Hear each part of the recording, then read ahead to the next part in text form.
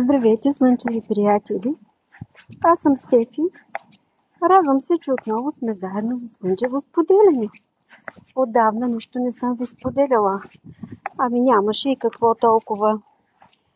Но днес имам важна новина за вас.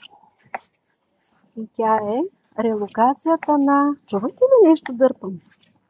Нещо дърпам. Хайде сега помислете какво мога да дърпам. Едно куфарче се чува, което дърпам. И сигурно всички сега в момента започвате да се чудите. Какво се случва? Какъв е този куфар? Този куфар е на Жулинка. Виждате ли я в куфарчето? Жулина! Изплашена е, да ви кажа, защото сега по пътеката се движи един голям кучо. И много горещо се надявам тя да не го види, защото тя може да се изплаши от него. А и той да не я види, което е много важно. Сега чакайте да видим, той май я видя. Обаче аз въобще не искам да си помислям, че той може да се приближи до нас. Та сега Жулинка си мести къщите. Отива на нов апартамент, където ще живее с мама Стефи, която вие познавате, защото аз съм Стефи. И искам да ви споделя, много ми беше трудно да направя за нея тази промяна. Не толкова, че котките свикват да живеят на едно място. Не знам. Сега трябва да я принеса от един апартамент в друг.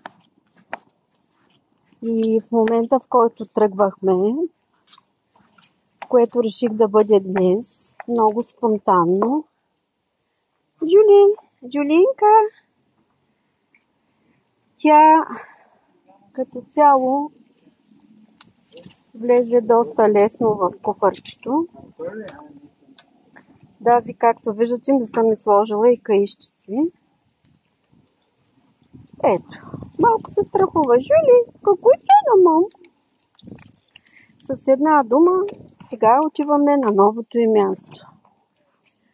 Ще ви държа в течение какво се случва с нея, защото това е важно за вас.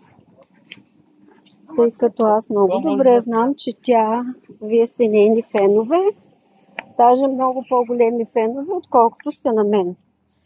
Но това е много добра новина. Животните заслужават да имат фенове и подкрепа, защото те нямат банкови сметки, нямат сила, нямат власт. Те живеят с нас. Те са като наши придружители. Някои ги ползват за роби, други ги ползват за да се удовлетворяват егото, а трети ги са им просто приятели. И вие имате домашни любимци, нали? Решете каква е тяхната роля във вашия живот. Дали са ваши роби, дали са ваши психолози, защото и това го има, може да се споделяте с тях. Или дали са ваши искрени приятели и понякога може да ги поставите на първо място, преди себе си даже. И ако имате 2 лева, на кого бихте купили храна? На вашия домашен любимец или на вас самите? Видяхте ли моите челенджи? Направо спирка нямам.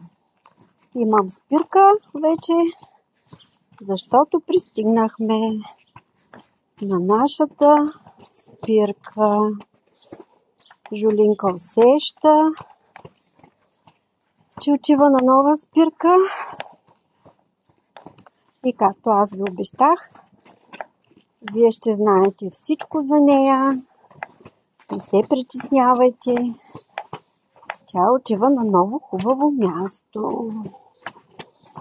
Бъдете здрави, бъдете слънчеви и до скоро, скъпи мои приятели.